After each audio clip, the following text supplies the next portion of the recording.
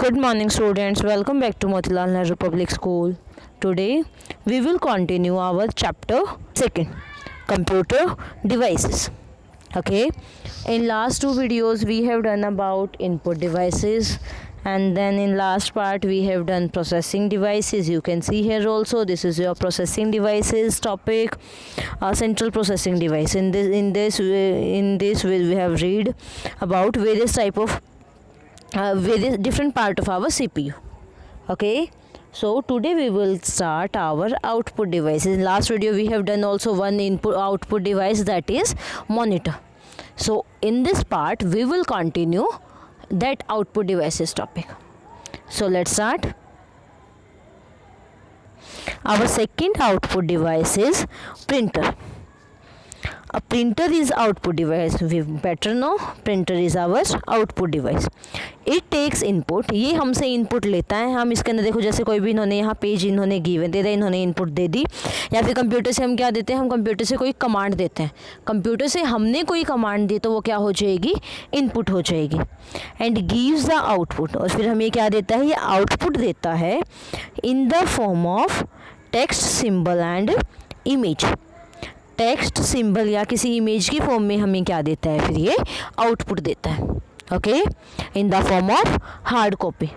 ऐसे अब कंप्यूटर से हम वहाँ कोई बटन क्लिक करते हैं, बटन क्लिक करने के बाद हम क्या देते हैं, कंप्यूटर यहाँ पेज ऑलरेडी प्रिंटर के अंदर होते हैं, देन कंप्यूटर हमें क्या देता है यहाँ से आउटपुट देता है. Okay student, so this is your printer. Next output device we have speaker. Speaker is output device. We better know. It is used to listening the music. इसका यूज़ किस लिए होता है, स्पीकर का यूज़ किस लिए होता है, टू लिसनिंग द म्यूज़िक. कि अगर हमें चाहिए है कि हम बहुत लाउड म्यूज़िक में साउंड सुने, लाउड वॉइस में अगर हमें कोई म्यूज़िक सुनना है तो हम किसकी हेल्प से सुन सकते हैं, with the help of speaker. Okay, next one we है headphones. Headphone is output device. It is use to listening the music. जो हेडफोन होता है उसका भी यूज़ किस लिए होता है, to listen the music. Okay students, with this our topic of output device is done. So next topic we have storage devices. Next topic we have storage devices. जो सबसे फर्स्ट स्टोरेज डिवाइस का हमें meaning पता होना चाहिए. What do you mean by storage device?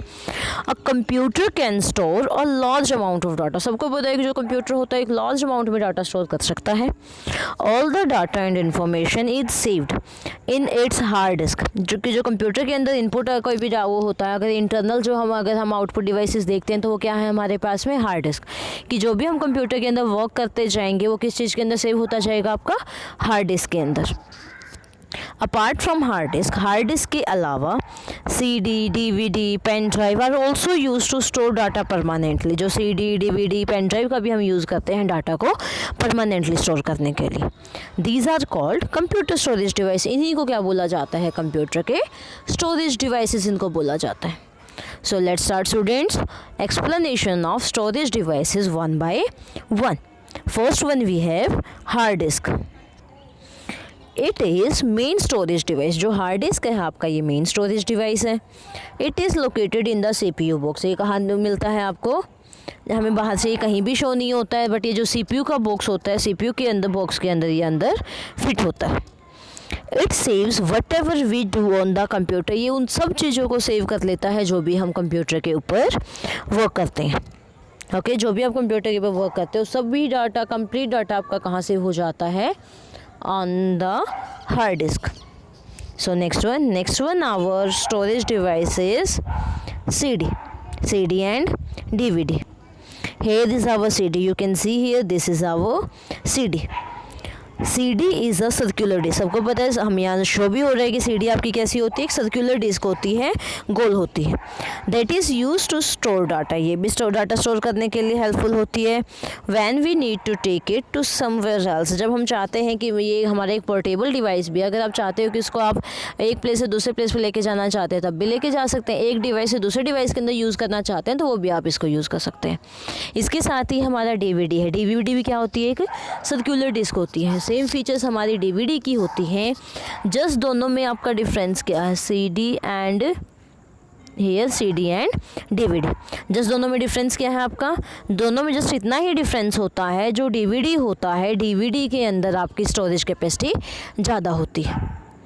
DVD और CD में difference क्या होता है, मोर स्टोरेज की जो DVD की स्टोरेज कैपेसिटी होती है वो क्या होती है, ज़्यादा होती है, more storage capacity. Okay students, next one we have pen drive. Pen drive is the latest storage device. जो पेन ड्राइव है हमारे पास में वो लेटेस्ट स्टोरेज डिवाइस है आपका। Okay, you can see here also this is your pen drive. Okay, ये आपकी क्या है, लेटेस्ट स्टोरेज डिवाइस है पेन ड्राइव जो है आपका। इट इज़ स्मॉल, ये साइज़ में स्मॉल होती है, and can be kept in a pocket, आप इसको पॉकेट के अंदर भी रख सकते हैं इजीली।